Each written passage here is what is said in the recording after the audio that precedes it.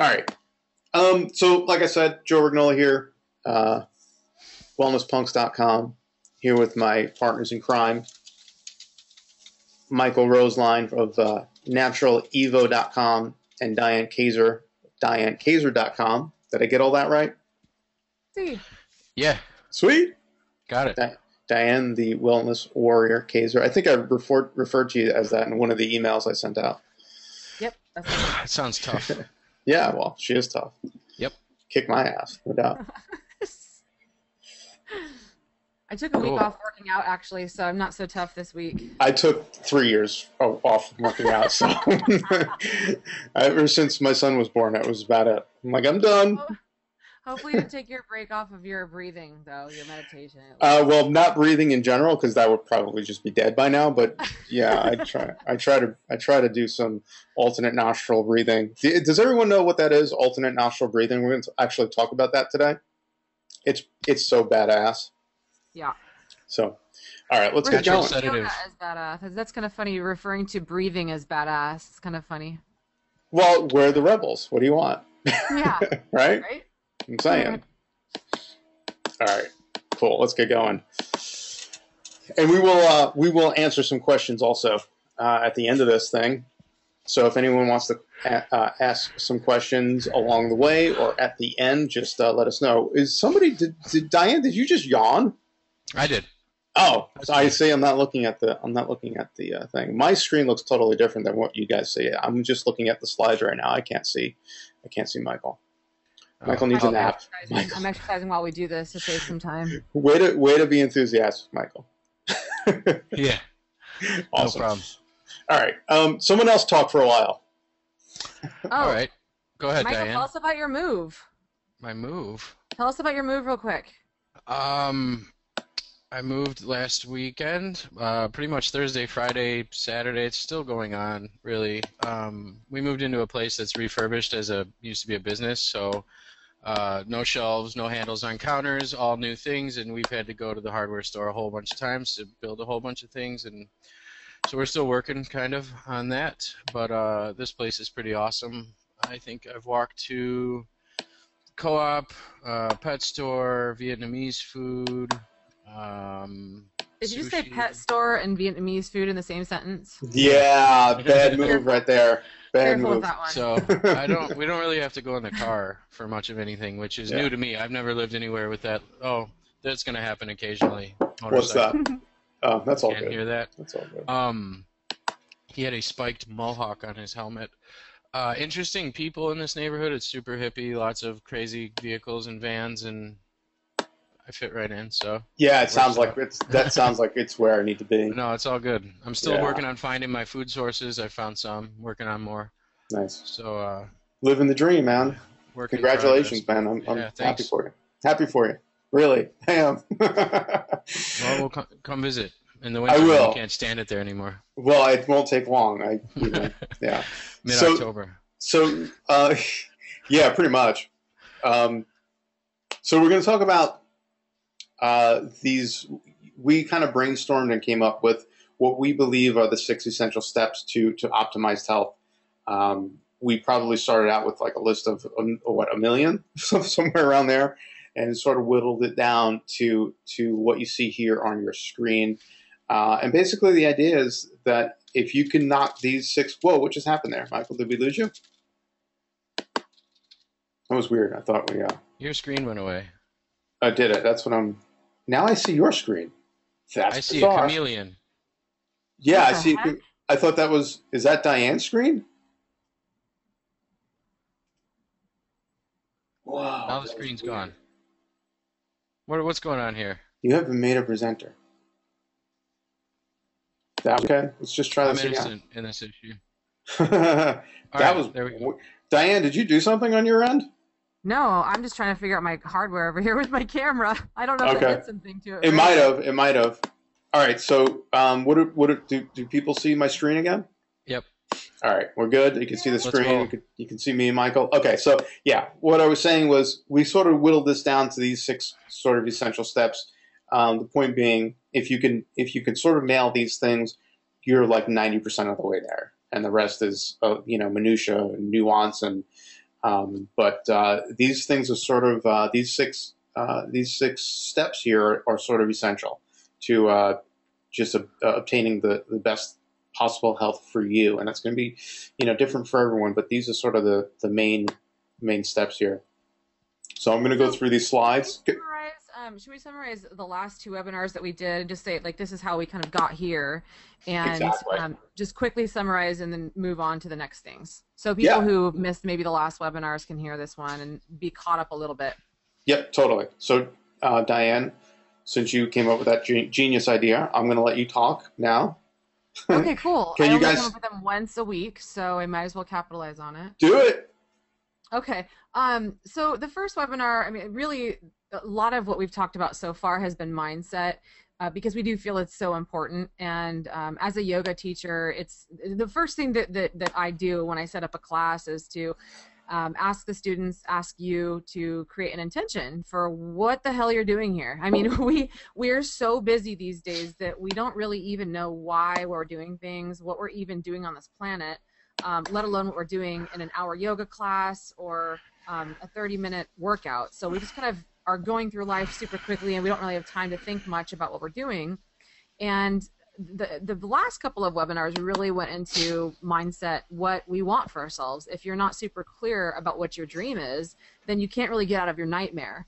And is that a Diane original? It's paraphrased from Paul Chek. Oh, okay. I love that guy. I saw him say that at a workshop, and I used it when I actually interviewed him on my radio show, and that guy rocks it. So Paul Chek is super rad. That's what Michael is certified as a Chek practitioner. Mm-hmm. I'm actually looking into doing it myself, but I have a couple of his books. Anyway, I actually took our own advice, what we've done in the last couple of webinars, and not just only set some goals for myself, but I really, really went deep. And I actually went and took a 3-day vacation last week, went to Big Bear and just the quiet, and took my computer and sat down and did like what Michael did, and I wrote my story, like what the hell brought me to where I'm at now. And a lot of the turmoil from my past that made me who I am now, and really connected to the emotions of my past. And I fucking lost it. Like I disconnected from, we disconnect from the pain of our past, and it never goes away if we just disconnect from it and we try to forget about it or just bury it. A lot of those people turn up with digestive issues, and that's something that I've struggled with, and I had IBS, and I'm managing it now. But it really brought up a lot of pain, and I had to face it. And ever since then, there's been a lot more clarity, and it's been I've been so much less stressed. So I'll be sharing my story soon, but I think that like Michael did it, I did it. We both went through a very similar experience where it was like, whoa, it's kind of reliving your past, but it's also coming to terms with it and being okay with it and getting ready to move on. So those positive affirmations, we can't make room for those unless we've gone through the bullshit and like really faced what we have went through, and then just forgiven ourselves for it and then move forward. So I just wanted to share that because I think that's a big part of what we talked about so far in the last the webinars. Yeah, forgive yourself and forgive other people in your past too. I mean, I think we like to harbor some bad feelings to other people. I think there's a quote, I forget who it is. It might be Pema Chodron, if you guys know who that is. I have this on my desk. Oh, snap. That's awesome. So Michael, maybe you can correct me if I'm wrong here, but I think her quote is something like, having resentment towards someone else is like drinking poison and expecting the other person to die. Yeah, heard that. It might be. I don't know. It sounds like something. something. Not read this book while we're doing our webinar, but I'll get back to you. Yeah. It sounds like something you should say. So good stuff. Yeah. So you need to sort of let go of that resentment too. I deal with a lot of clients who are harboring some serious resentment from who knows when. A lot of the times it's from their childhood, and it's when they sort of let go of that and release that and forgive people from their past is when they actually move forward with their health. So that's another aspect. Again, this is something we've talked the last two webinars on this subject. Yeah. We could probably do hours more on this and just always touching on new topics with this. But we said we were going to breeze over it and just sort of review, and we've kind of run off on new tangents. So at least I did. Diane was doing a good job. I'll shut up now. Yeah, we've talked about this for Yeah. 2 whole webinars before, so there's not really a lot to add for anybody who's been here in the previous webinars. Mm-hmm. We don't want to, throw Yeah. this at you a third time, but this is the end of things that I didn't buy into personally for the longest amount of time. If all the different groups we have here or sections that we're going to talk about, out of all of them, for me personally, this is the last one that I got in order. And it's the most important one, and it should have been the first one, because not having my mind right made it a lot harder to do all the other things. And if anybody's read my story that I posted on my blog, I'll repost it again, but it's there on my website. For the longest amount of time, I looked at things like the mindset shift I put there, from woe is me, I can't eat, do this, I can't go out, I can't drink, I can't do these things, I'm going to miss this, I'm going to miss that thing, and all that shit was bad for me. And when I switched it to I feel good when I'm building health and I'm going to live long and feel good, I'm grateful now that I get to eat the best food, and I get to, I go to bed early, I wake up in the morning and I don't feel like crap. Mm-hmm. And I get more done now by 8 o'clock in the morning than I had gotten done in a whole week before. So it's just that. Hey, Marley, come here. Sorry, I can't really do anything with the dog, and there's dogs everywhere here. It's all good. Mindset shift is big, from feeling restricted to being lucky that you have gained the knowledge that you've gained. You have the ability to do the things you're doing. You know about the food. You know about sleep. You know about stress. The things we're going to talk about. A lot of people don't even know that stuff, and so they don't even know they're not doing the right things and everything. So at least knowing which cartoon was that knowing is half the battle, is that G.I. Joe? But wow, really? My favorite childhood cartoon, yeah. So it really is, but the other half of the battle is acting on that knowledge. But at least you have the knowledge, and that's something really good that a lot of people don't have. So focusing that from I'm so restrictive to I get to eat the best food that there is for me and build health. Goes a long way. And the things like affirmations and envisioning success and envisioning yourself, I wanted to live here my whole life, and I never thought it was possible until a year ago maybe. And once I started thinking it was possible, everything sort of just started falling in place to make it happen. And I know that sounds cheesy and corny, but it really works in a lot of other things too, just reaching health goals and changing habits and things like that, envisioning yourself having done it for a while and what it's going to be like once you've gotten over that hump. It really does help you make decisions now that are in line with that goal. Yeah, for sure. If that makes sense to anyone. Yeah. Yep. And you know what? This is the sexy stuff that's not sold on commercials because it's not going to make a lot of money. And this is the stuff that we're, there's that's no why gimmick. we're the rebels. Right. Huh? There's no gimmick. There's no exactly. It's the hardest thing to do, and it's the biggest dent you're going to make, but it's the least sexy of all things because you actually have to look inside. So, if you have the courage to go inside, then this is where the manifestation of your goals will actually happen and the dreams will show up. Yeah. We're all testimonies of that too, by the way. So we walked this walk. It's not easy. And I added that little comment on the bottom that nothing you can buy, eat, drink, or do is more important than your health. I used to be a trainer at a pretty high-end health club, and I would have clients that drove, $90,000 cars, $500,000 to $1 million houses, all these trips, all this stuff, and they'd tell me they couldn't afford to buy healthy food, or they couldn't afford, to go, see a chiropractor or do whatever thing it was that I was recommending to them.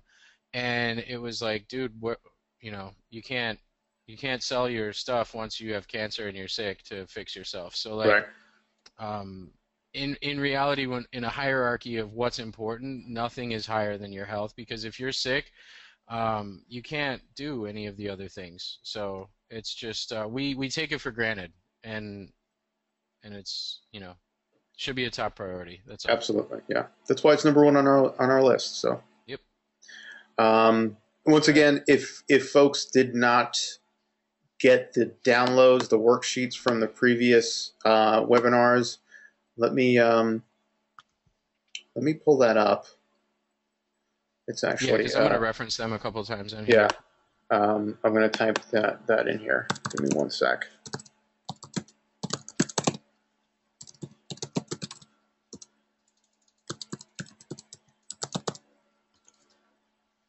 Someone click on that link and make sure it works. Can everyone Where's see that? that? Oh, yeah. Yeah, just let me know that everyone can see that. You can click No, on you it. just, are you posting Shoot, the sorry. worksheets? You Yeah, just posted the my bad. workshop. My bad. Yeah, that's the wrong thing. We'll post, we'll set that up later. Yep.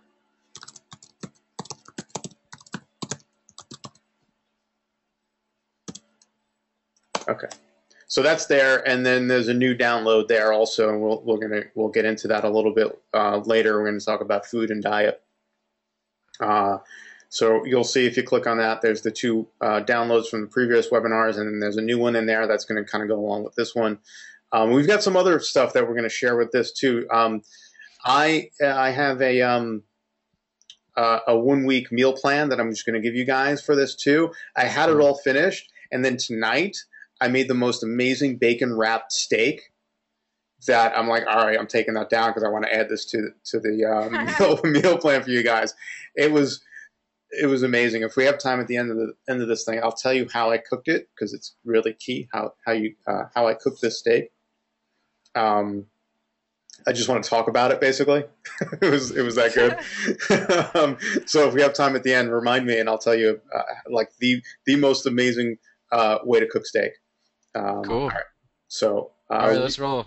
Let's get into the meat of this. All right. I need to check on something really quick. So Diane, talk some about this. And I will. About which part? The stress management. Can you see that? You can see the screen, right? Yeah. Cool. Yeah, so definitely. You can start. I'll be right back. Okay. Sure. Stress management is something that right now I know that there's a ton of statistics on stress today that is really destroying us, and that people are having to work more, make less money, and we seem to want to blame everything outside of ourselves for why we're not losing weight, why we don't feel the way that we do. We want to blame it on genetics, the kids, this and that. And over the years, I actually learned when I was a kid, stress was actually something that it was a learned behavior from my mom. It was the way that I would handle stress was the same way that she handled stress. And so I had to unlearn what my response would be to certain things instead of freaking out and realize that there's always going to be a million things to do in life, and then that's not going to change. You can't change the amount of things that we as human beings have to do today, but what can change is how we respond to it. And of course the blocking factors are going to be based on the choices that you make, and every single choice that you make, every single thing that surrounds you right now is a choice that you have made consciously, sometimes subconsciously. So once we accept that responsibility that we create our own lives and these things are around us because of what we have done, then we can start to create our lives in the way that we want it. And today they're talking about stress. I mean, obviously stress is the main cause of heart disease and all sorts of other things, and the statistics are crazy.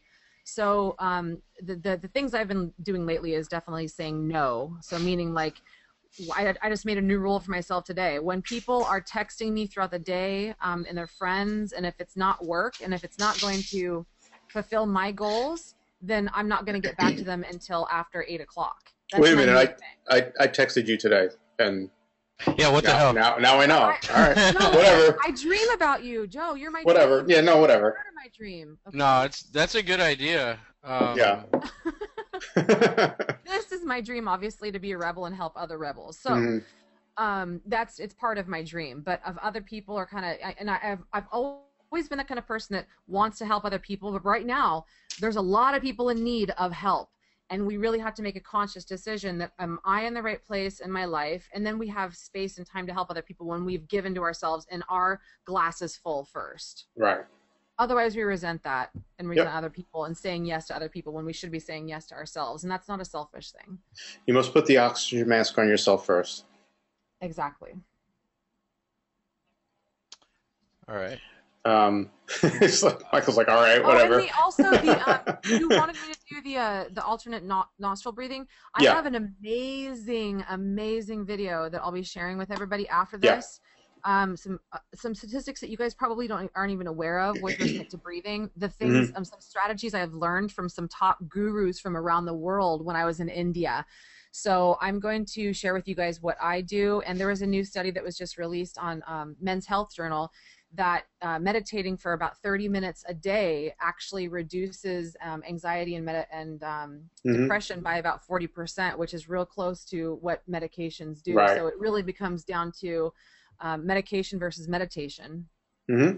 Nice. You posted about that today on your page today, didn't you? I did, and I also Yeah, that was posted the good. study because this is actually a big study that was done by John Hopkins University. It's a big Mhm. deal, Yeah, It's very nice to cool. see Western medicine acknowledging the benefits. right? Absolutely. Yeah. Yeah, it's huge. This is huge. That's a huge step. So that's going to be another giveaway for you guys. So the one download that talks about the diet checklist there, that's available now. If you click on that link, I'm going to post that meal plan tomorrow because I want to put that steak in there, bacon wrapped Dude, I'm steak. starving. Stop talking about your steak. You live in San Diego. You don't get to complain about anything. That's true. um, and then Diane's gonna we'll share that video, so that'll be another giveaway. And so what I'll do is everyone that's here, everyone that's registered, I will send you a link with all those downloads for you guys tomorrow. Cool. All good free stuff, you guys. But I just wanted to touch on the diaphragmatic breathing. Not everybody yeah, might know what that is. yep, Alternate nostril breathing, Diane's going to send something out. The diaphragmatic breathing is kind of like if you've ever seen a baby breathe. The belly moves up and down, but the chest and the shoulders don't. When I would teach people to breathe, I would say, take a deep breath, and their first reaction would go, and they breathe through the mouth, and their shoulders go up, and everything Yep. scrunches, and that's a very stressful reaction for your body. Breathing through the mouth and lifting the shoulders actually activates the sympathetic nervous system, which is stressful. Breathing in through the nose and letting the lungs fill from the bottom up so the belly comes out first. Shoulders might rise a little bit, but the easiest way to do it is put one hand on your chest, one hand on your belly button, take big breaths in through your nose, and the hand on your belly should move more and first compared to the hand on the top should only expand near the end.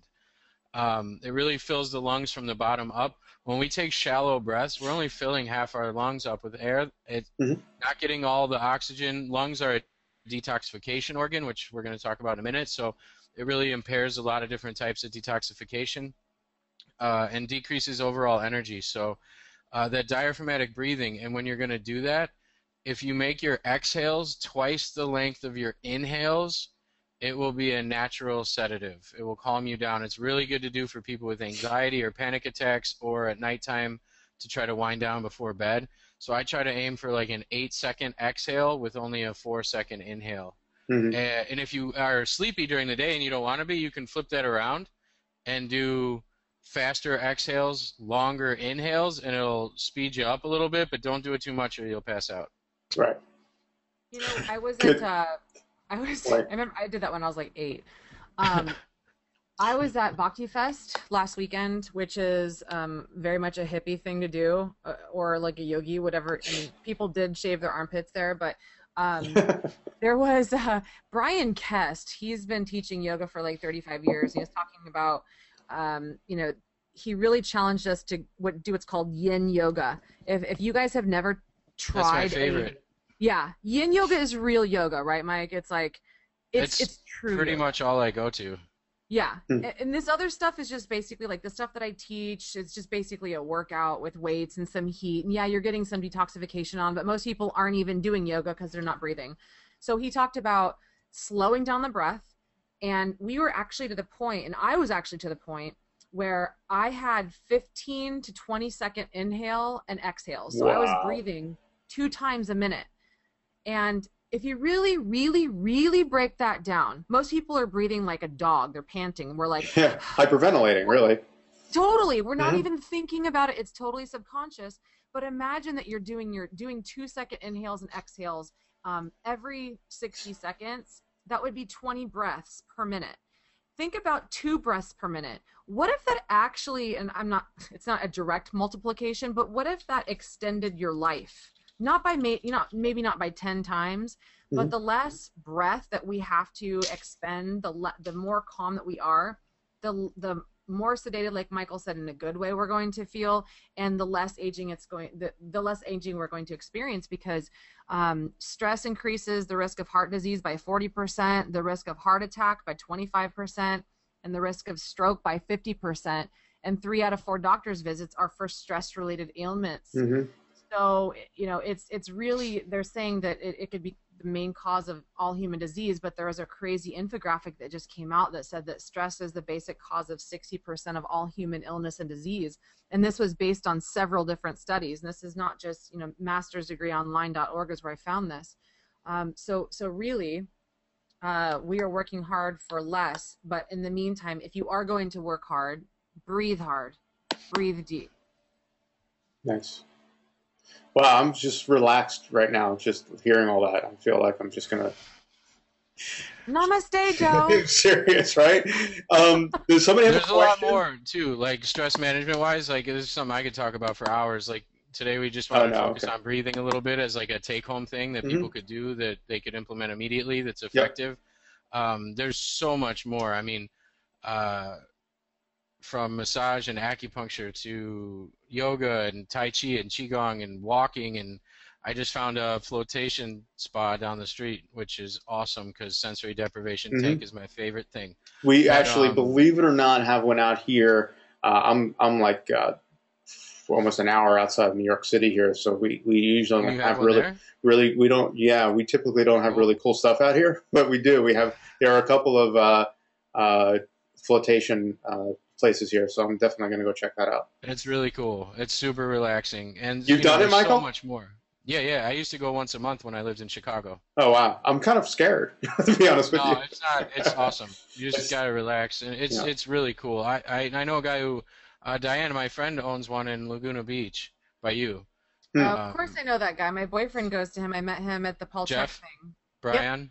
Yeah, he's a cool dude, and it's a good spot there too. His place is really good, so I'm probably gonna come up there and hit that place up. So maybe we could meet up then. You could have a floating date. Yeah. Cool. You guys are just making me mad. No. Joe's got to come out here. I know. Well, that's the thing. If I come out there, I will never want to leave.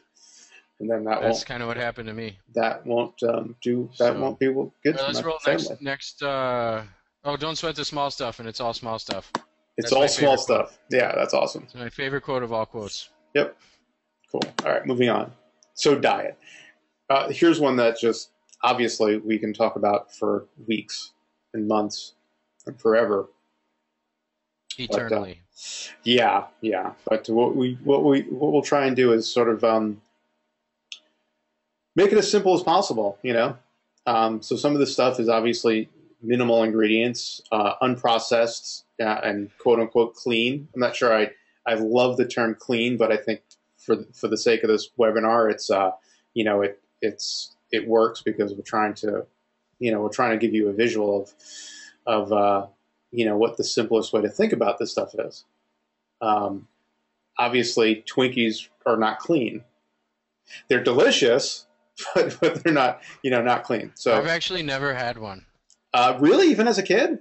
Mm-mm. Oh, dude, I ate a bunch of other crap food, but I never had a Twinkie. Yeah, no, I destroyed those. I was that 70s, 80s generation growing up, and that's. It is raining, Joe. Is it really? Well, yes, congratulations. There's a rainbow. There's a rainbow, and it's raining. You know, it doesn't rain. You know what? That's it. I'm Everyone's panicking and scattering throughout the streets and just running. It's terrible. There's water. They're all going to melt. They should be thrilled. You're having a drought there. Everyone should be dancing out in the streets. There's rainbows and unicorns and leprechauns running around. And a pink VW van with a purple dragon painted on the side of it. No. Yeah, it just went by. Anyways, enough about my weird neighborhood. Cool. I put clean on there. I meant like pesticide clean. Like. Yes, I know. Yeah, I was just. Yep. I didn't know. I didn't want to put organic. I just whatever. So Totally. Yeah. Something as simple as making your food versus eating food out. Unless you live like In San Diego?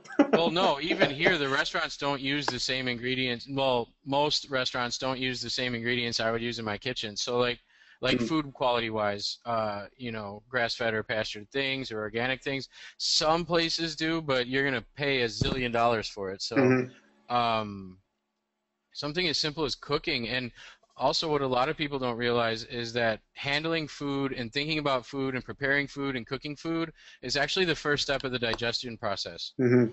And our body produces saliva and gastric juices, and it starts the whole thing going before you even eat the food. So when you just acquire food in the drive-thru and eat it in the car, or order something out, get home, put on the TV, sit there and eat it and don't think about it, it's going to impair your digestion quite a bit. Yeah. So something is simple, and if you don't know how to cook, learn how to cook.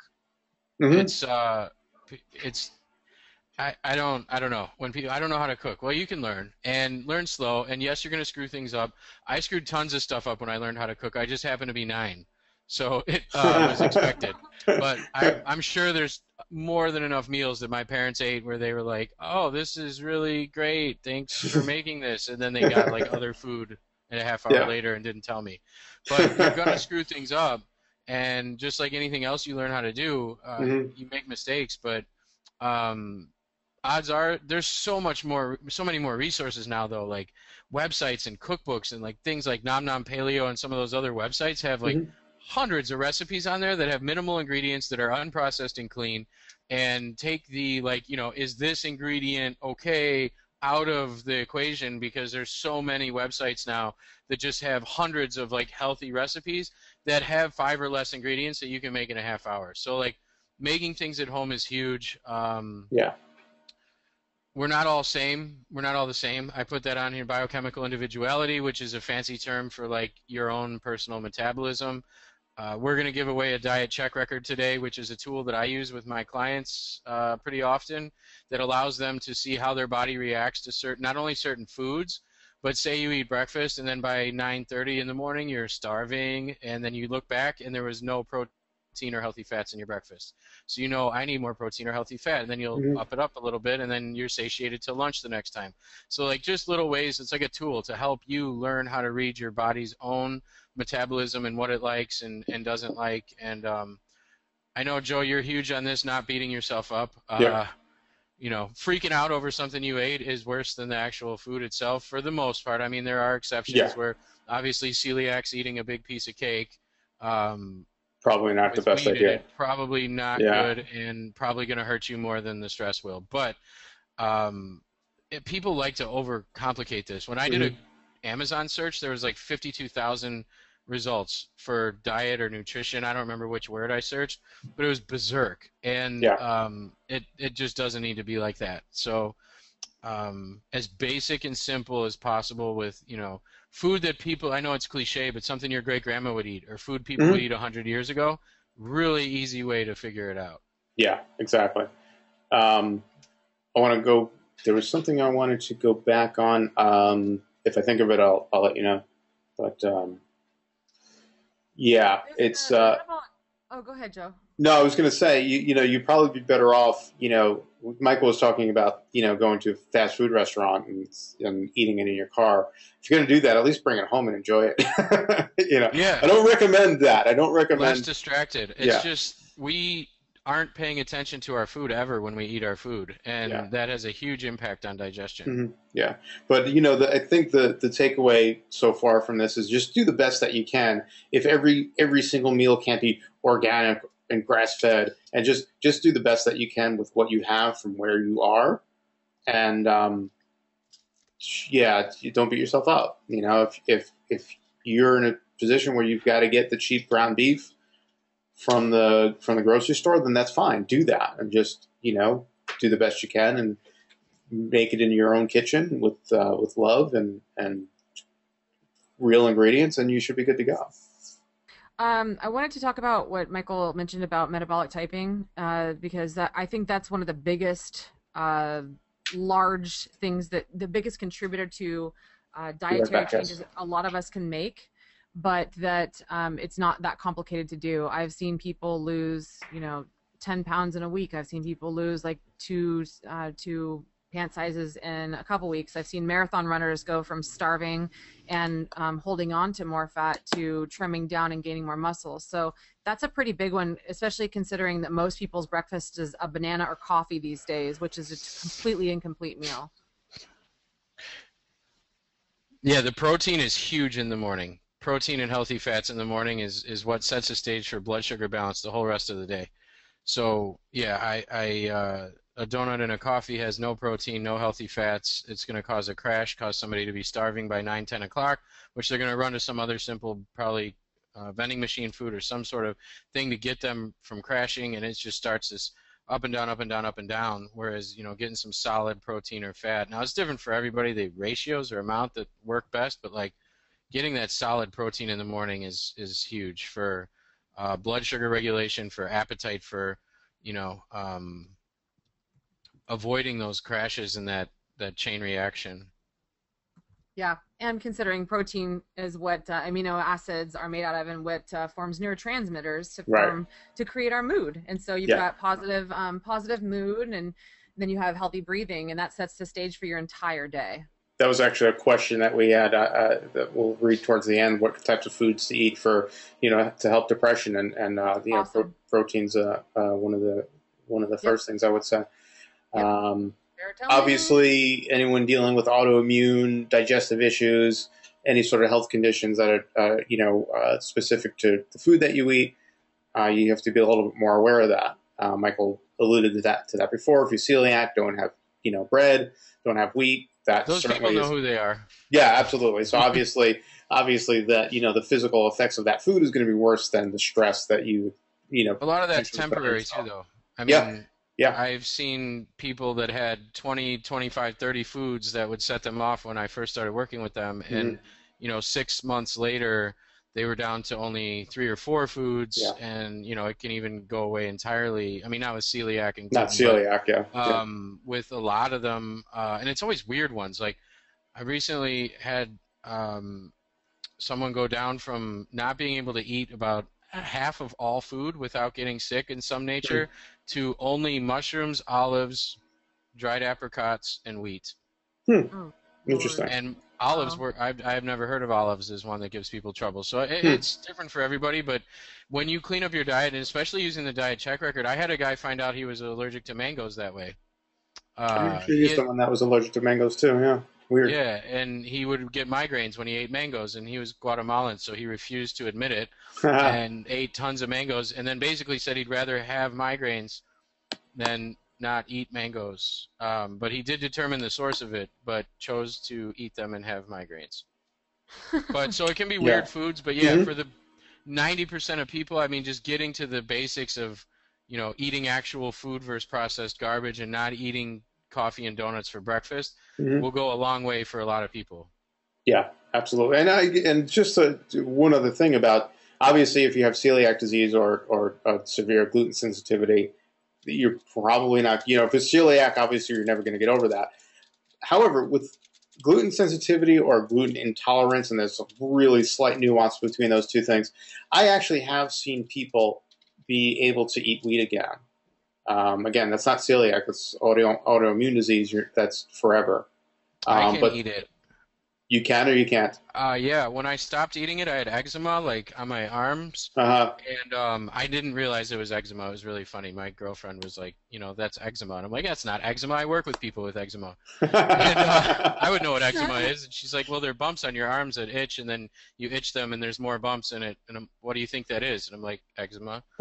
And so when I cut gluten, like, for real, 100% for, I was probably 3 months, that went away after like 6 weeks.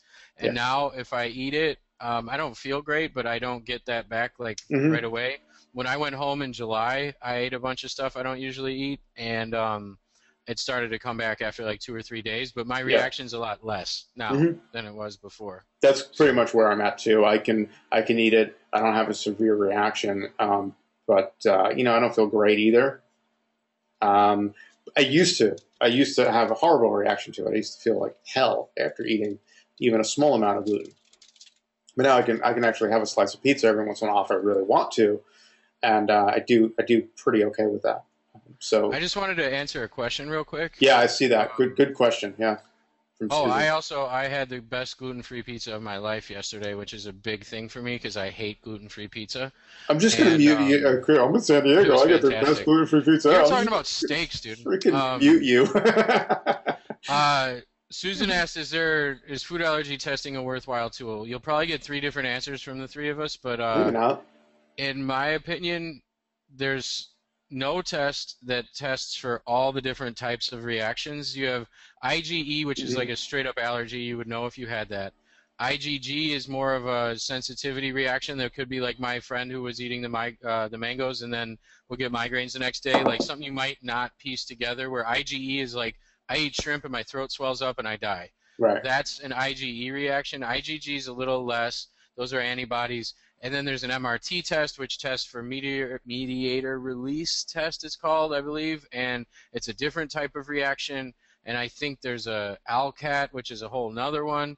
So there's none that test for all the different types of reactions, and none that are 100% accurate. The IgG, IgE tests are the most accurate, I think personally, but they are limited number of foods they test, and it doesn't test for every type of reaction. So like, I don't know. If someone really wants something on paper and wants something concrete and doesn't mind spending a bunch of money on testing and that's not an issue to them, I'm all for using them as tools. I think an elimination diet for 2 weeks, 3 weeks, a month, removing the top 5, top 10 most common reactive foods, and then going from there using that diet check record. For me, I found that to be just as effective and save them a bunch of money.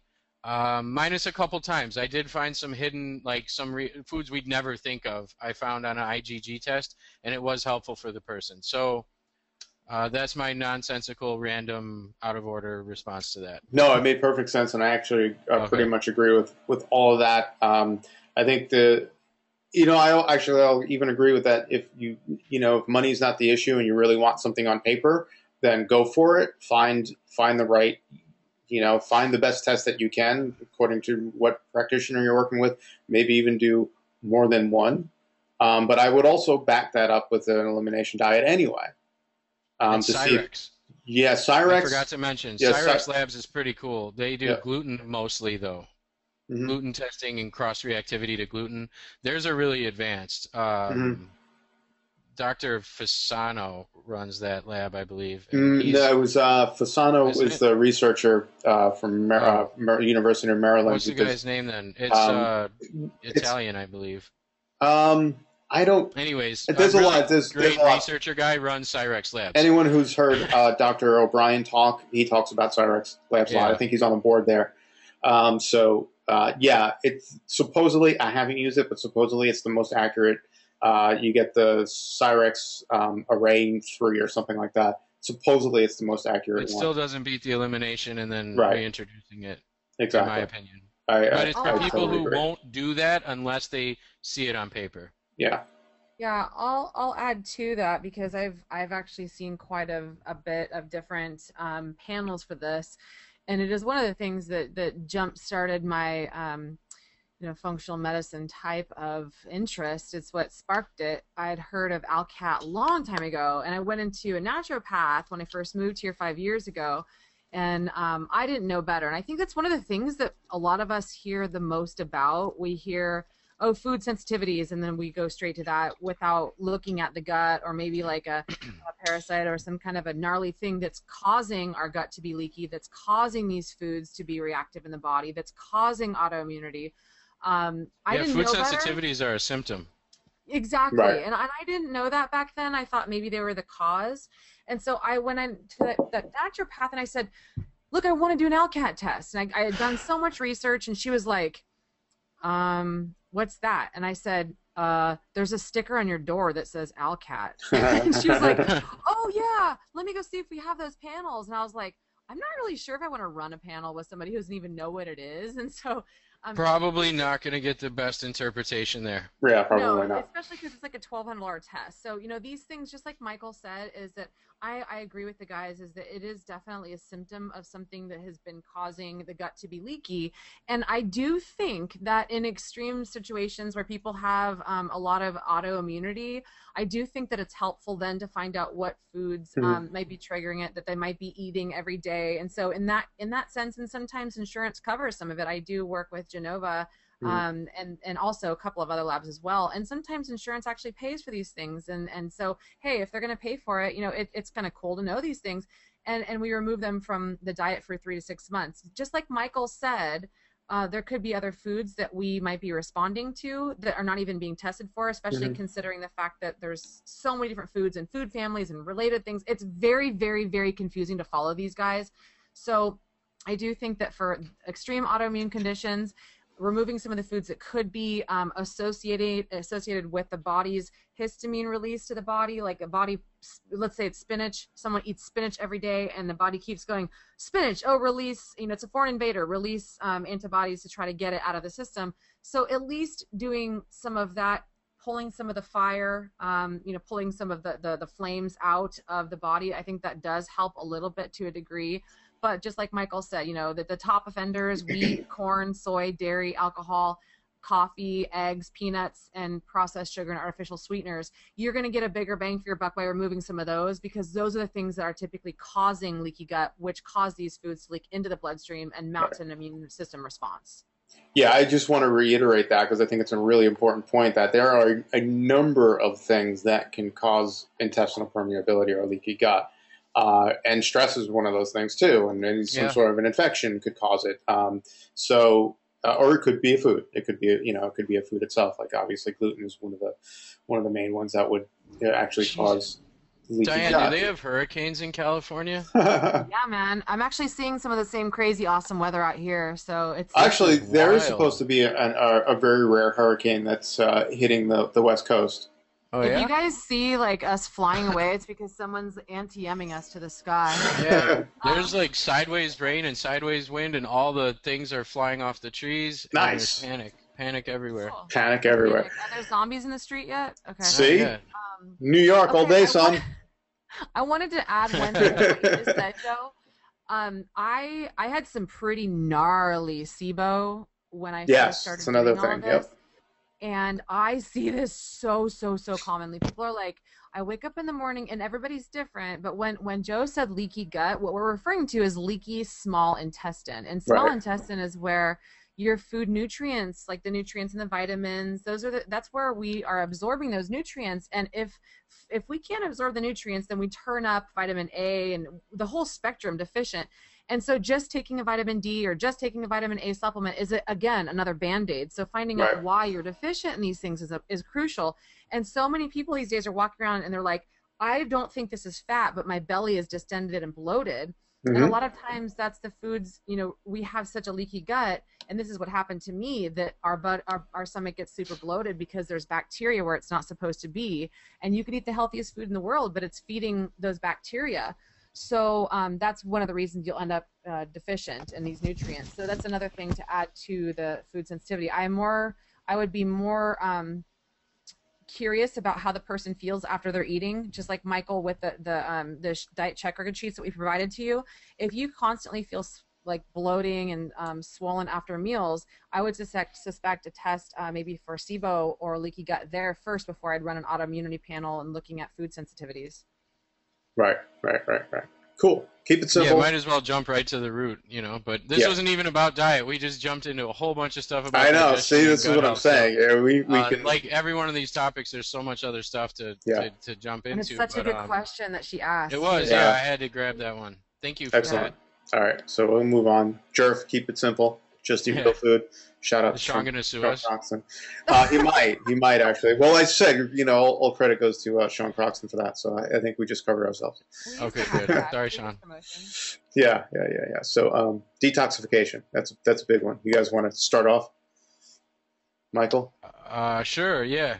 I just recently was listening to a presentation by Dr. Jeffrey Bland, who's kind of looked at as the father of functional medicine, or godfather, whatever you want to call it. And Grandpappy. Granddaddy, the grand poobah of functional medicine, but he's pretty awesome and done a lot of incredible things the last 30 years. But they're very confident in the functional medicine field that we're on the verge of like a giant paradigm shift in how we look at a lot of diseases. That they've found that low-level cellular toxicity is what they're calling it, like things like BPA from plastic and heavy metals and other things that are in smaller amounts in the body. Like people hear, oh, I'm whatever toxic, they think like, oh, I have enough of it that is going to kill me. Not necessarily. What they're figuring out is that all these chemicals and metals and things can inhibit the function of the cells without getting into like super heavy biochemistry or stuff you don't really want to hear right now. They've found that there's probably a very strong connection between this low-level toxicity of all the chemicals we rub on ourselves and breathe and smell and put on our hair and put on our teeth and put in our food and then outside, you know, cars and everything else, plus cleaning products and all that, plus heavy metals, plus coal power plants, plus mercury, plus you name it, and we're exposed to tons of stuff now that we weren't even 100 years ago. That stuff can inhibit the body's ability or the cell's ability to like receptor sites. So insulin puts sugar in the cells. Hormones need receptor sites. Immune cells function differently when damaged. So they're thinking that there's strong connections between this lower level toxicity of like just too much crap in our body and obesity, insulin resistance, diabetes, autoimmune conditions, heart disease. I mean, you name it. And he was able to connect it to just about everything. And we gave you the worksheet. It's on the downloads that Joe just shared again, but there's a section on there on detoxification with some basics that you could do. My general rule with cleaning products or cosmetics or lotions or anything is if you wouldn't eat it, don't use it. There's so many clean products out there now. Plus, you can make your own cleaning products and things. So I just met someone actually who teaches an online-based course about making all your own stuff at home. That's awesome. And I'm going to try to partner up with her to get a deal for my people and for our group and for you guys. So there's that. I put a few foods on here that are really powerful aids for the liver, gallbladder, detoxification. Beets, which I hated my whole life until this year, which is really exciting. I now put them in a slaw. I shared the recipe last week on Facebook for those of you who are my friends, and on my business page and on my website and whatever. But it's just a simple slaw, shredding like beets, carrots, red onions, cucumber, ginger, and then putting in some vinegar and oil and stuff, and it's really good. It lasts for like 2 weeks in the fridge. It's a really good side dish. If you don't like beets, it kind of masks the flavor, but beets are by far the #1 food for the liver. Support supplements can be super useful, but it really should kind of be personalized. If you go too aggressive with detoxification without, see on the last point there, body excretes toxins via sweat, hair, breath, and in the bathroom. Pathways must be, oh, that should be B, not me, my bad, open and moving before introducing like strong detox or anything supplements like that. If you're not sweating properly, if you don't breathe properly, if you're constipated or have diarrhea or super dehydrated, getting aggressive with detoxification could screw you up a lot worse than it will help. So Diane can probably add plenty to this. Joe has come back to us. Yeah. So we miss you. And we weren't talking bad about you, I swear. Yeah, so, I hope we have the recording, so. You guys jump ahead on here. Anything you want to add to that? This is just some... I'll just add that I actually have a recipe for brownies that use beets in the brownie mix. Cool. It's actually surprisingly good. It comes out like this. It's almost more like cake, but it's like almost like a red velvet type of looking cake. It's damn amazing. Don't tease me. If it doesn't taste like red velvet, I'm going to be upset. Oh, it does not taste like red velvet. Sorry. But it is. It's pretty amazing. Yeah, the dandelion greens, green tea. I'll usually make a smoothie with that kind of stuff. All that. Just beets, the artichokes, dandelions. Artichokes are delicious, too. Put all that stuff in a blender. It's good. Yeah, There's I don't more have, too. These are just like the biggest heavy hitters I thought to put on there. Yeah. I think turmeric is another spice that's really good for detox. Everything. Everything. Yeah. So I don't really have too much more to add to that, Diane. This is my favorite topic in the whole wide world. Yeah, Like I mean, even more than unicorns and rainbows, even more. I love wow, talking about detox. that's saying something. Um, I guess I'm such a big fan of taking out the trash and making sure there's no crap in my Yeah, system because take out the trash. I have I used to feel like absolute shit because I was a young girl that took birth control pills. I took Accutane, and so I destroy my liver with years of drinking alcohol, and so I know what it feels like to feel really really crappy. And so I was literally on a mission to get this stuff out of my system because I saw where my body was going, and then the more and more I learned about detoxification and the pathways and how to get the junk out, the more I realize that there's so much information out there that we have access to, but there's sometimes too much information. And I found out by doing a genetic test, like we talked about before, that my detoxification pathways were impaired. And so I have a lot of people who are really, really complicated cases. They're trying to get pregnant. They've got like 3 autoimmune conditions. They're super tired, sleeping 12 hours a day, and it's, they could do all the tests in the world. They could take all the medications that they want. They could pay for tens of thousands of dollars to try to get pregnant through IU therapy. But if our body is toxic, nothing's going to happen. We can't get pregnant. We can't, low testosterone. I'll just say that. We can't have a sex life or whatever. If we are ignorant, if we think that a little bit's not going to harm us. And we did actually in my when I had my radio show, we did one topic that everybody says, oh, everything in moderation. And I completely disagree with that because we can't take advantage of that anymore. Today, it is definitely not just about, thinking that everything's in moderation, that detox has almost become like a daily thing because we're exposed to chemicals on a daily basis that it is like Michael said, it's the root of most of all diseases that we've got these toxins that sometimes our body can't get out on their own. And so this is where people will say, oh, I get all of my supplements through food. I don't need supplements because I get all of my nutrients through food. Well, you're not going to get probably enough folic acid to flush if you have a genetic mutation.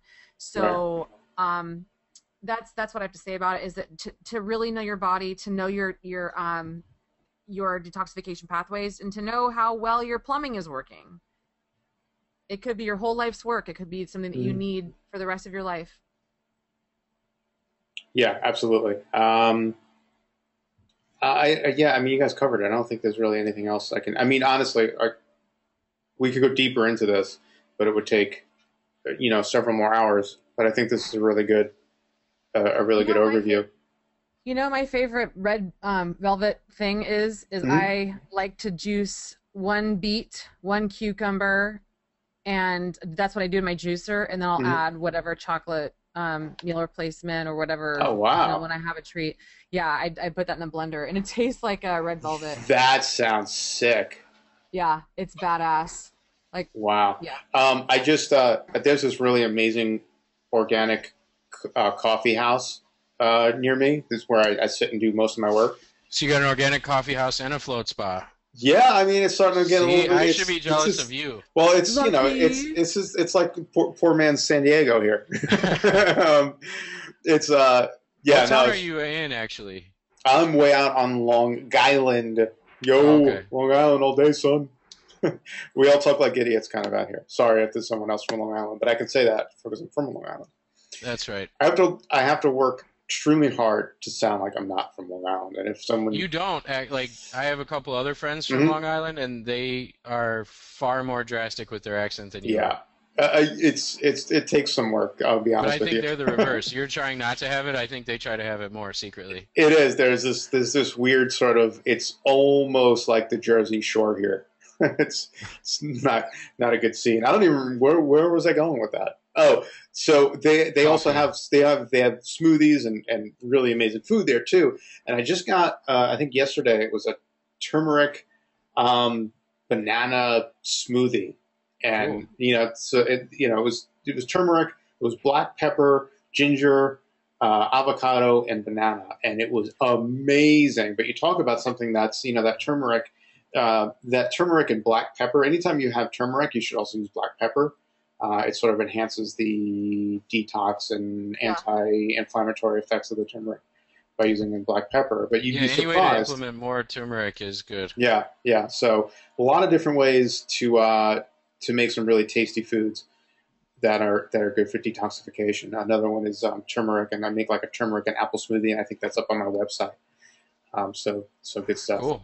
Yeah. I've got an anti-inflammatory drink that I have up on my site that's coconut milk, turmeric, cardamom, cinnamon, gelatin, a little bit of either grass-fed butter or ghee, and it's hot. The coconut milk is hot. And then Wow. a dash of cayenne and like a quarter teaspoon of honey. Nice. And it's pretty awesome, and it's a good filler upper for breakfast. Like if you're trying to get some healthy fats into breakfast to, you know, eat less food or go faster or something and stay satiated for the day. It's a strong anti-inflammatory. I stole it from Mark's Daily Apple and made it better. Nice. This has nothing to do with detox necessarily, but for sleep, if people aren't adverse to dairies, like whole milk, especially raw milk, with some cardamom. Cardamom's the greatest spice. It's so good. Yeah, I want to like lick it. Yeah, it will. That will give you a pretty good night's sleep. That little combo there. I forget what else I put in. Maybe some vanilla or something. Can you get raw milk in New York? No. Yes, I'm shaking my head. Yes, for those that can't see. Yeah. I'm going to transition from your milk topic to talking about a woman's period. Go for it. That seems like a perfect segue. Very smooth. Yeah. I wanted to go back on topic with detoxification because as a female, I feel like it's necessary. A lot of women don't get their period every month, or they might be. Your volume dropped again, Diane. I'm right up on my microphone. Okay, that's better. Okay, cool. Yeah, that is better. Yeah. I'll just basically make out with my blue ball, I guess here. Yeah, do that. Okay, so I used to think it was really cool to not get a period for 6 years because I was on the Depo-Provera shot, which really destroyed me. And yeah. Iron overload much? What's that? Iron overload much? For real, seriously. There's all kinds of issues that I really been peeling back the layers of all the health issues that have basically probably saved me from getting cancer when I get older, or even around the corner, because people are getting cancer at young ages. But a huge part of detoxification for females is having a regular period. So if you think you're cool and you're not getting your regular period, or if you think that PCOS is convenient and you know exposing you to the, I mean, I've had a lot of people I've been advising lately about changing their diets. You know, sometimes vegan diets are not the right thing for certain people, which is where the whole, you know, we're not trying to destroy your food religion here, but maybe a little.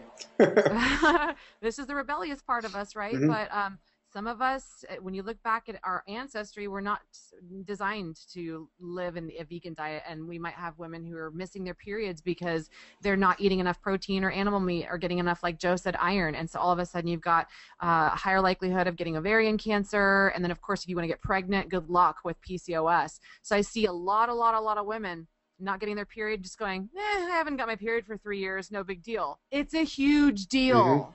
It's a huge deal. Yeah. You're not in menopause. You should not be getting that in the age of, you know. That's a massive symptom too. Like that's a massive symptom. Like that's a huge indicator of awful things going on underneath. Yeah, absolutely.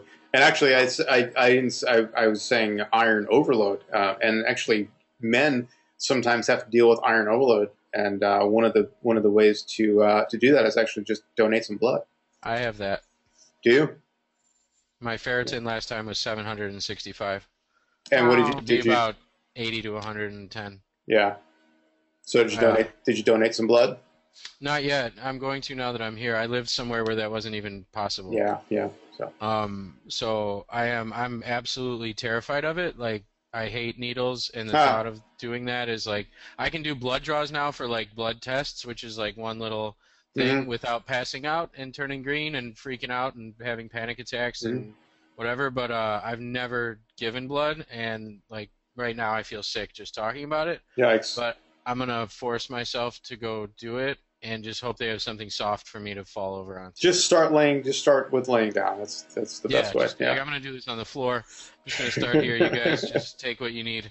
Take what you need. I'll be back. I'll be back later. Terrified of it, but awesome. All right. Are we good? Should we move on? Yeah. Yeah. All right. Good. All right. So movement and exercise, and we touched on this a little bit before. It's tricky, movement and exercise, because everyone's going to be at different levels. But I think the most important thing is that you do something. You do some sort of movement to the best of your ability, even if that is just playing with your kids. That's pretty much my exercise these days. My son's 2.5, a little bit more, and he's climbing the walls and running around, and the dude keeps me young. So that's pretty much. I do some baby weighted exercises with him. So I just kind of grab him and do some baby weighted squats, and he lays on my back, and I do some push ups. That's pretty much my exercise right now. But that's what's working for me. So that's what I have to say about that. You guys want to jump in on some of this other stuff? There's a lot more. I mean, our body's not designed to be sedentary. Sedentary Right. life is something brand new to the human race in the last 50 to 60 years. Like, it's never been, you would die. It's never been something possible to do. But then we've made everything mechanical and automatic and computers and service industry versus actual work. And, it's moving helps the body in a lot more ways than just getting stronger or faster or whatever. Our bodies are designed to move, twist, bend, whatever, and it helps digestion, circulation, immune function, lymphatic flow, which is detoxification. So, like, all kinds of different things are helped by just moving. The contraction and relaxing of muscles is a pump for the body. So even just getting up a few times a day at work and walking around and sitting down and standing up and moving around will be, I mean, there's been studies, I don't remember who did it, but I could probably find it. There's a lot, yeah. Came out about sitting all day is possibly more detrimental to someone than smoking half a pack of cigarettes. Yeah. A day. Crazy, and right? That's definitely possible. Like, I would agree with that because it affects just as many body systems. Getting up, everybody's different. Like, so I recommend, like, exercise should be relative to stress load. That worksheet that you linked here for everybody to have from last time, the more blocking factors that someone has going on in their life that are contributing to negative health, which are stressors on the body, the more blocking factors someone has, or the more stressors in their life, higher stress levels on their body, the lower impact. And, like, I talked about working out versus working in one of the other webinars, and, like, things like yoga and breathing and walking and tai chi and qigong and that type of lighter stuff would be a lot better for someone who has a super high stress load. Unfortunately, those people are always the ones who want to run marathons and do boot camps and do all this crazy stuff, and that actually is just another stress on top of the pile. Whereas if someone is getting good sleep, eating a good diet, good hydration, doesn't have any injuries or chronic pains, things like that, sure, go beat the hell out of yourself. It's what the body's for. But, like, it's all relative, and I put some things to look for here for people who have chronic pain and injuries, who are inhibited from exercising and stuff. So just some, I know Diane works with a lot of chiropractors.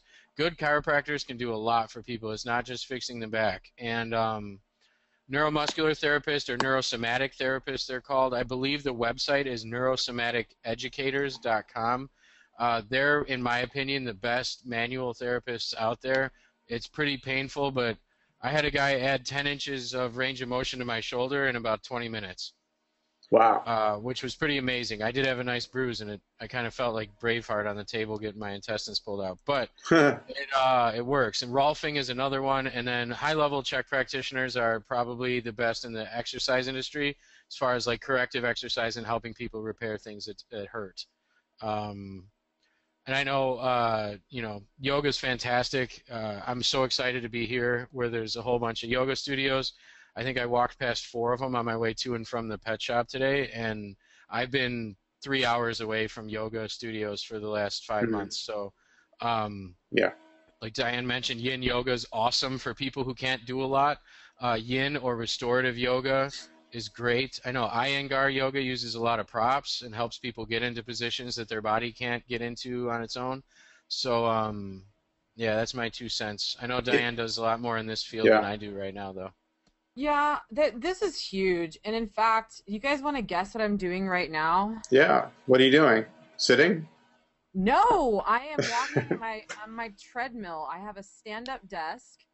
I did a ton of research on this because, you know, when I played pro soccer, I really jacked up my back.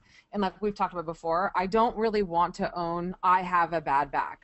My back is healing is the optimistic version of this. My back is healing. I am healing my back. I live with a chiropractor and I work with chiropractors. And I actually also am looking at potentially working with an ART, which is an activated release. That's good therapy. stuff too. Yeah, that's really good. Yeah.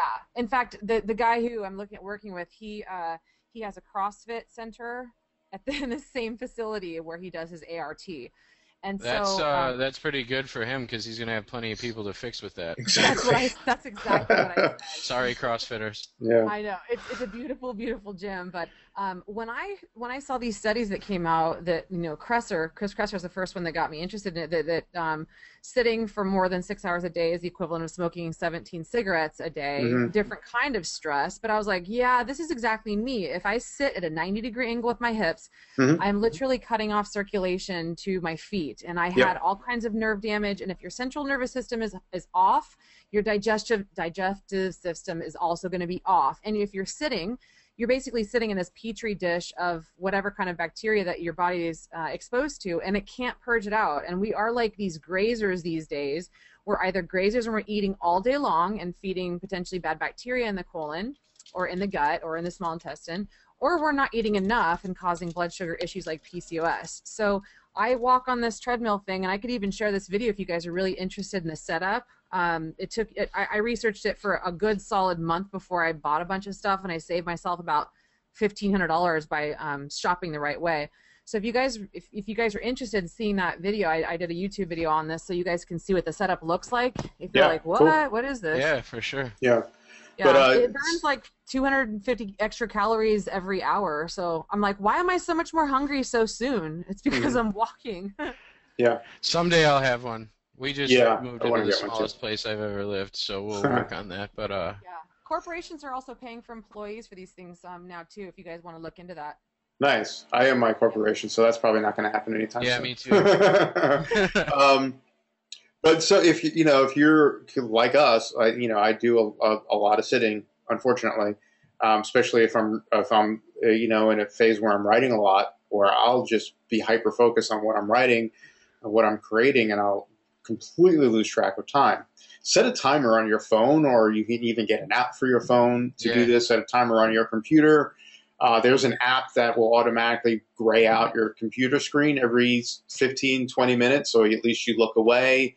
Stand up, jump around a little bit, like literally jump around. It helps the lymphatic system drain and so forth.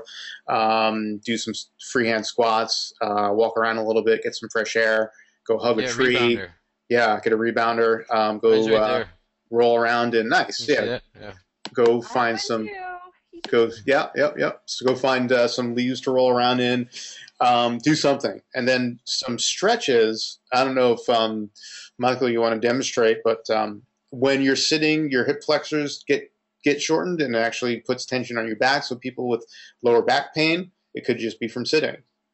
That was one of my issues, and I talked to a lot of people who we're going to try to put together some things for back pain, maybe a back pain special module of some kind for program. I've got some specialists for that we could talk to. So does Diane. So maybe we could do a back pain specific, stretches, hip openers. Everybody's different for their source. Actually, gut permeability and inflammation. This is a cool thing I learned through the Czech Institute and Paul is like gut inflammation and gut permeability. The muscles of the inner core unit, which stabilize the spine, are innervated by the same muscles that are responsible for small intestine motility. Now, the same nerves that are responsible for small intestine motility. So when the small intestine is inflamed, it can shut off the signal there, and so those muscles on the inner core unit that stabilize the spine turn off, essentially.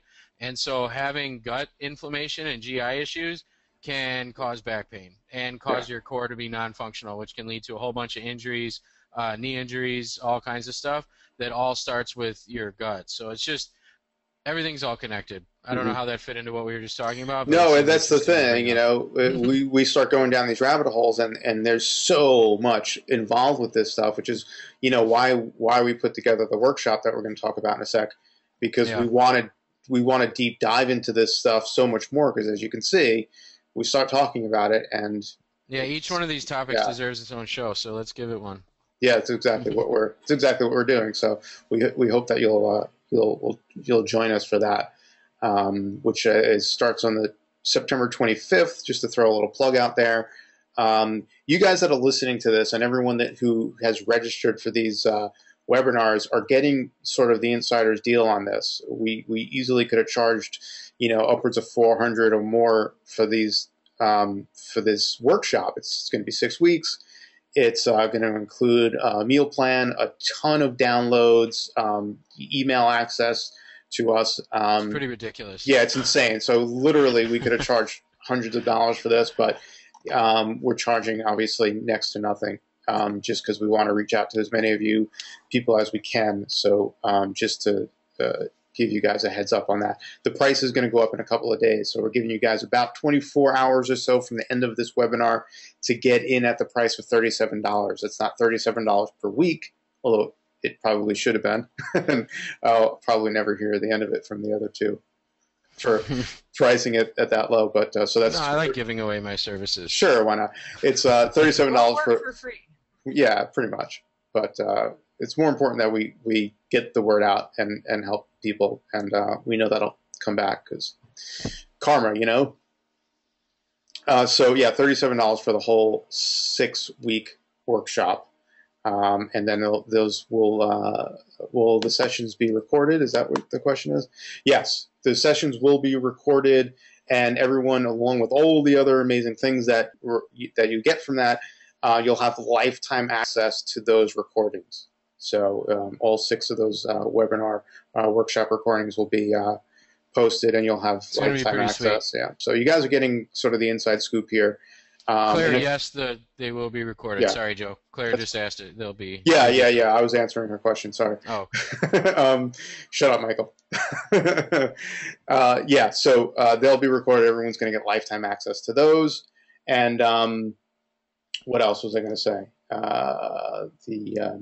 You can go to rebelhealthtribe.com/commitment because we are making a commitment to you, and we hope that you'll make a commitment to us to join us and be involved with this and be a part of this community.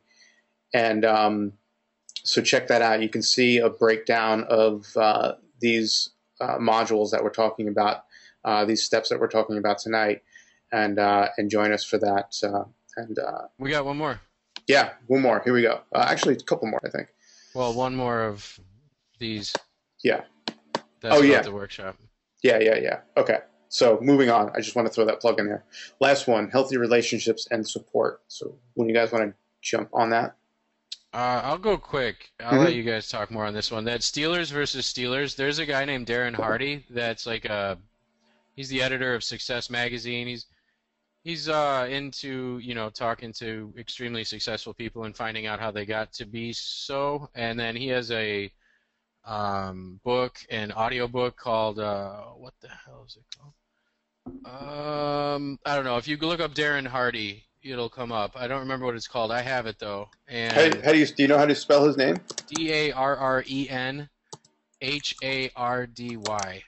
Now the guy's a little, I don't know how to explain it, different than us, and but he's really knowledgeable with that stuff, and he's interviewed some of the most successful people in the world, and like I watched an interview he did with what's the guy's name, Branson, that runs Virgin Airlines. Oh yeah. And that guy has like all the money and built that company himself too. So like he interviews a lot of those people, and this is a term that I got from him from that thing, the compound effect. That's what it's called. Mm-hmm. And it's a pretty cool way to it's a good system for kind of structuring your life and reaching goals and stuff like that. I found it really useful. And Stealers is like people who steal your dreams and goals with the EA. And Stealers being those who turn mindset into steel. And we can choose which type of people we hang out with and spend our time with, give our energy to. And it's not so cut and dry as that, but everybody could look at those words and descriptions and think of a couple people in their life that fit into each category. And you feel better and you're more successful when you're around Group A and group B tends to bring you down, or always be negative, or always be complaining, or always be angry about something, or complaining at you for bettering yourself, or whatever it may be, and just being more with the Steelers that are helping to solidify what you're doing is going to help you quite a bit. People overlook this, just like mindset. I never used to believe that you're a combination of the 5 people you spend the most time with. You brought that up last time, Joe, I think. Mm-hmm. And it really is true. And the people we spend a lot of time with rub off on us. So, like, I tell people all the time, unhealthy relationships, and I don't just mean, like, romantic relationship, boyfriend, girlfriend, husband, wife, like, or wife, husband for those people out there. But Mm-hmm. I don't believe that just those relationships, just friendships or my neighbors or whoever, Mm-hmm. unhealthy relationships can be worse than food for most people, most of the time, I've found, because it sends you into a spiral. It causes you to act in ways you generally wouldn't. It gets you in a negative state of mind. So surrounding yourself with people who are also interested in what you're trying to do and also on a similar path, that's kind of why we're trying to create this community with this Right. workshop and everything we're doing, is to give people like a group to be part of and a support system. I know we're all professionals, us 3, so this is kind of like a plug, but working with someone can reduce overall cost. People say, well, it's so expensive. And like, I've worked with people who have come to me and said, Michael, I've spent $10,000 trying to get my health figured out. Working with someone can really help you cut down on that. And it's a good support. It's somebody who's on your team. And so that's just my 2 cents on this subject. I know you guys are big on this as well. So yeah, I mean, that's I think it was Diane that brought that up last time, that you're a combination of the 5 people you spend the most time with. So there's 3 of us here, so there's 3 out of 5 right there. Spend some time with us, and we'll set you up. But no, it's true. Rainbows and unicorns. Absolutely, but yeah, the community. And pink vans. What's that? And pink vans, of course. Yeah. And flotation tanks and. The community that we've built here in a fairly short amount of time has been amazing, and so we want to make sure that everyone stays connected. Maybe we'll create like a Facebook group just for our people here in this thing. So we want to make sure that people can be connected, because we have a really awesome community here. And so maybe we can we'll add that to the thing too. Hey, while we're giving stuff away, yeah, you can also think about the sessions as one of the most important thing that successful people do is mastermind groups. And any book that you've ever read on success or mindset or self-help, if they're a really good book, they'll talk about being a part of a mastermind group. So that's another way to sort of think about these weekly workshops, is that it's a mastermind group. It's a way for you to just surround yourself with like-minded people, people who are super motivated to regain their health and their happiness and their energy. That's another big element to this whole thing. So, yeah. This is a tricky one, because a lot of people are going to run into, well, it's my husband or it's my wife that's trying to sort of hijack my health, that are giving me a hard time. So it's really a very tricky subject, how to deal with people who are super close to you in your life, who are trying to set you up for failure. And it may not be that they're necessarily doing it on purpose. It may just be that that's where their head is at. And if they're in a space where they're not going to be successful, they might unintentionally try to throw you off track, because they want to keep you down where they are. And so it's kind of tricky to know how to deal with those situations. And so, again, this is another one of those things that we could spend hours and hours on trying to help people with this. But it's one of the most important things that we could talk about. What else do you guys have to say? I was going to add to what Mike said. Is when I was a financial advisor, I was working with people. I got to see their budgets, and there were some people that were spending, like, I was like, wow. This is before I was obviously doing what I'm doing now in nutrition, but they were spending like $800 a month on supplements alone. Mm-hmm. Yeah.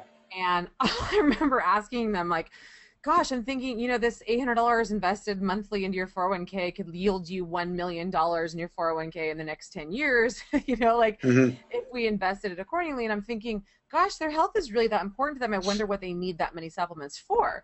But then I know that they weren't working with someone like myself. And so if you're looking at why are we spending money on all these things? We hear it on the TV, we hear it from our friends, and it really could, using just that analogy alone, if you find out what you need for your body and you're actually spending money on things that your body's going to use most of, that it needs most of, rather than harming it, that one example, you have saved yourself $10,000 in supplements that you might not even need, that might cause more damage, and that might cause calcification. For instance, a lot of people think you have to take calcium supplements. That might actually be causing stones in the body, and it's making you worse. And gallbladder removals, because you have stones, that's going to cost you like $15,000 to have it removed. But we're spending money on things that we think are beneficial for us. If we're not drinking milk, if we're not eating dairy, if we're eating paleo, then we need calcium from somewhere, right? Take a calcium supplement. Wrong. Right. We'll save you on that. Mm-hmm. Exactly. That's huge.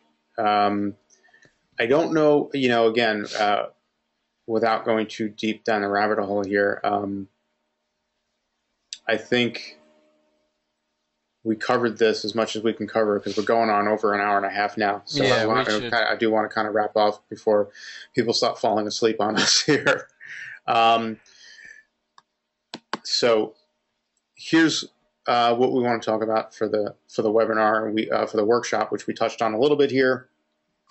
We'll dive much deeper into each of these topics, and as you can see, it's really hard for us to cover this stuff in a really concise way in a short amount of time. And each of these really do deserve their own time, and so that's what we're going to do. The healthy community of people on a similar path. You've heard our stories, and actually Diane and I have a lot in common. She was in this sort of corporate world. 7-8 years ago, I was in real estate, of all things, which was god awful. I was a real estate. I owned a real estate franchise out here, and that was, the stress from that was one of the things that really just almost did me in. I was in pretty bad shape, and on a slew of medications and self medications. And but I went through that. I don't regret anything, and and it's, in a weird way, it's the reason I'm doing what I'm doing now. But part of that was surrounding myself with people who thought like me and went through a lot of what I went through, and really understood where I came from and what I went through. And so that was I don't think I could have done it. I don't think I could have had the success that I've had without surrounding myself with some of the people that I surrounded myself with. Totally. Yeah. I did it without that, and it took me a number of years, and it was way harder than it needed to be. Yeah. So I would highly recommend it. One thing I forgot to put on there was that we are going to be doing surveys each week to find out more about what you want to hear about and what you want to know about, so we can tailor each week kind of to what the participants want to hear versus what we want to tell you. Yeah, exactly. And we've got these outlines. We like I said, we sat down. We discussed what we thought were the 6 essential steps that people need to take. But within that, we're going to send you those questionnaires each week, so we can make sure that we cover the things that you need us to cover, and make sure that on the future workshops that we talk about the things that you need us to talk about. So it'll be kind of fluid. Yeah, it's going to be really interactive. It's going to be really custom to the feedback that we get from you. So very much like a group coaching type of situation. 90 minutes of sitting, Joe. I know. Cigarettes. I know. Might as well just start smoking. I just had 2 cigarettes sitting there for 90 minutes. I know. It's crazy, right? I don't want your secondhand smoke over here. Should we should we do some exercises to make up for it? Why don't you get up and talk about your bacon wrapped steak thing? Stand up and talk about it. Yeah, well, I don't know if I'm going to stand up, because that'll be an awkward view, but I will talk about that, because it's pretty quick. But we'll end on that. We talked about the 6-week meal plan. For those of you who may be new here, we all sort of generally follow a gluten-free, grain-free sort of template. So that's what the meal plan will be. Is Michael yawning again? Uh-uh. Oh, okay. I heard that. It was I just a didn't deep yawn. diaphragmatic breath. Oh, What was that? the guy upstairs is bowling. Nice. I don't know. I don't know what the hell that was. Hold Or he on. just So- died. Something happened up Wow. there. Not good. Not good. Okay. Yeah. Let's get through this. He's before a someone Marine, fall- though. I'm going to falls- let him be. Yeah, you probably should do that. So Yeah, so the meal whatever he plan wants. will be gluten-free, grain-free, that type of thing. Real food, really easy to follow too. Really easy recipes, really delicious recipes, and I'll talk about my steak in a second. Lots of guides, lots of checklists. Really, just basically a step-by-step guide to get you from where you are, to where you want to go. Obviously, the weekly live and interactive webinars, which will be recorded, you'll have lifetime access to, and all of this for and more for a low price of $37 for the entire 6-week workshop. That is going to go up. Again, this is just for you guys. This is just for those of you who registered for this workshop, who are here. Then it kind of goes open to the public. After about 24 hours or so, we're going to raise the price. It's still going to be insanely cheap, to be honest with you, at $57. But we're also going to open it up to the public, meaning we're going to have some other people come in and share the page, some affiliates, and sort of open it up to more people. And we are going to have a limit to how many people we allow in, because we do want it to be somewhat personal. We do want it to be somewhat interactive and customized to everyone. And if we've got 1,000 people, it's going to be difficult to do that. So we are going to limit it. So know that in about 24 hours from now, it's going to kind of go out there to a lot more people, and the price is going to go up. Just a bit on that pricing, but when I first hooked up with you guys to start doing this thing, I was kind of designing something similar to that, not exactly, but sort of. I was going to make it, I think, 6 or 8 webinars that I was going to do and throw in some stuff like that. I was going to charge $297. Mm-hmm. And I thought that was pretty fair. And there's 3 of us. There's 3 of us, and then honestly, and I'm not going to mention any names, but there was someone else who was fairly well known in the community that did something similar to that, and I think it was around that $279, $297 price range. We're honestly, way more about the group here, and getting more people involved and really starting a movement. So, so bring your friends. Yeah, so it goes from the 25th of this month to Halloween Eve, October 30th, and it's going to be Thursday evenings.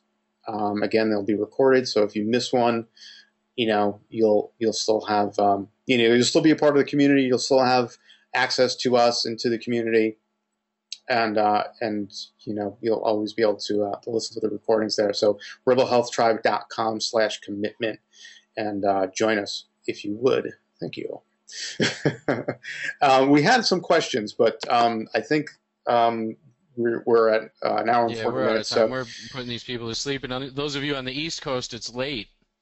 Right, exactly. It's 9:41 here. This is bedtime. The ultimate way to cook steak. Ready? Here we go. Yeah, Joe's steak. Take your steak out of the wrapper, and assuming it's thawed out already, or assuming it's fresh steak, put it in your freezer for about 15 or 20 minutes. It's the driest place in your house, and it will dry it out. It'll dry the steak out, which is what you want.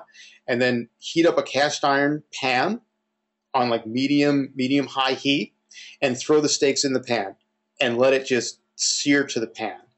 Right? No oil or anything. Just put the steaks right in, and then just let it stick to the pan and don't touch it for 3 or 4 minutes, depending on the thickness of the steak. When it's ready to flip, it will start to come up. Like you'll be able to touch it with the edge of like a spatula or tongs. Don't use a fork, because if you pierce it, you'll start to lose some juice. So use tongs and just kind of play with the edge of it after a few minutes, and it'll start to come up. Flip it over, let that sear. What you want to do is get like a crust on the pan, like a nice brown crust on the pan, and then throw like a huge blob of butter in the pan. So a tablespoon or 2 tablespoons of butter in the pan. And what that's going to do is deglaze the pan, meaning it'll get that crust from the pan. Yeah, make it into a delicious goo. Exactly. And then what you do is just sort of tip the pan and just take like a big ladle and just ladle it onto the steak. And just keep doing that, and all that flavor will sort of soak in. Where does the bacon come in? Well, the way I did it tonight is I took the steak when it was raw, and I just did a simple rub with like salt, pepper, and smoked paprika. I do another one sometimes with some coffee and some other spices, maybe an herb blend or something like that. This one was simple, just salt, pepper, and smoked paprika, and then I wrapped it in bacon around the edge, and then I threw that in the pan.